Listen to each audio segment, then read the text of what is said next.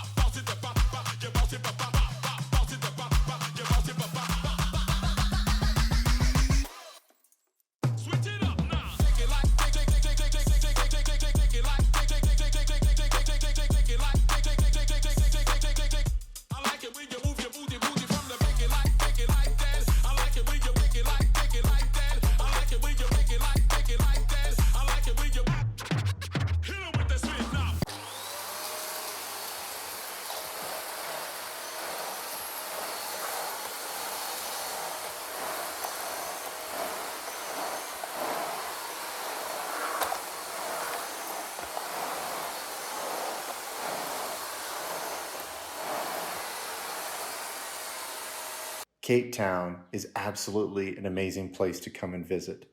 We found a local game store called Luckshack in Plumstead. The Luckshack is an amazing store, and man, do they have a community following. Upon walking in, they had multiple people playing games, sorting cards, and just there enjoying the atmosphere.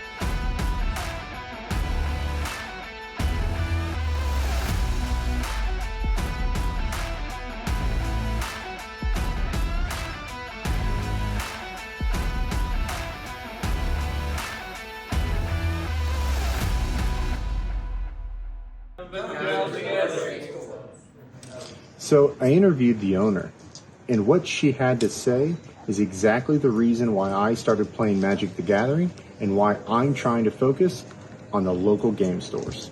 I guess the best way I can describe it is when I started playing the game, the gentleman who taught me Magic had a massive community sort of feel to how he ran all his tournaments. He sort of looked after everyone from the little kids right the way through to all of us adults at the same time. And it was that sense of sort of camaraderie where you sit down with somebody, you play them, you beat them, and then you sit down with them afterwards and say, not condescendingly, but proactively and sort of building a library. Why don't you try this card? And then the deck testing and all of that sort of sense of like you've achieved something. That's basically what it's all about. It's about watching people come in, start off from nothing, start off from welcome decks and starter commander decks, and then build up to the level where they're coming in and they're almost encyclopedic in knowledge. Or they can sit down and they can be like, no, but that's an infinite combo. And you're like, dude, you've been playing for 2 months. Where did all this knowledge come from? So that's sort of just watching people grow. I mean, these guys, most of them in school, I've known probably for 10 years. So, you know, it's about having a place where they can come, they can play, because the mental headspace is different. When you're playing in store, it's about maximizing your enjoyment for the time that you're here. When you're playing on Arena, you're maximizing the amount of reward you get for the time you spend online. So if you're doing badly, you'll quit 5 minutes in and go on to the next one. Whereas when you're in store, you're not going to do that, because in store you can always come back. There's a rule in Magic: if you're on 1 life, it's still 1 more life than you need. So it's very much a case of, if you don't buy online, or if you don't support local game stores, just where you can play. You're not going to have anywhere to play. You know, it's not going to be. It can't be replaced by a virtual environment. We tried that with Magic Online years ago. It didn't even touch people who play in real life. It just had another avenue that they could play until 1 in the morning. So, yeah, and you can't, it's not the same. It's, you know, in real life, you could actually watch somebody and see their personality coming through, how they play the deck.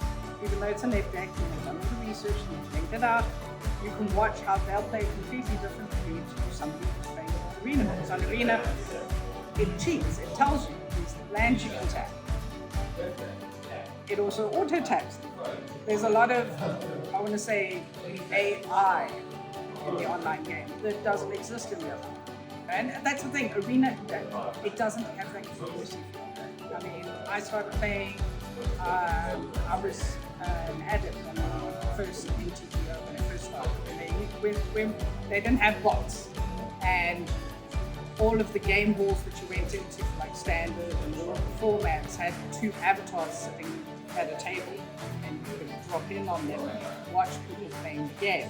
So even online, just the original MTGO has changed a lot in those years, but in those days the MTGO community was closer to this community.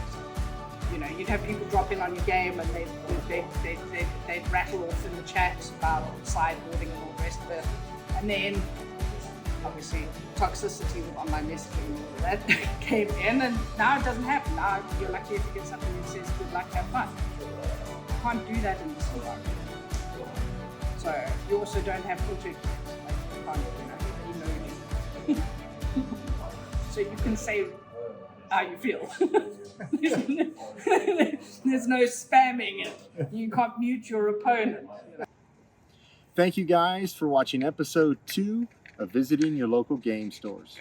Shout out to the Luckshack, and thank you so much for your hospitality. I greatly appreciated visiting your store.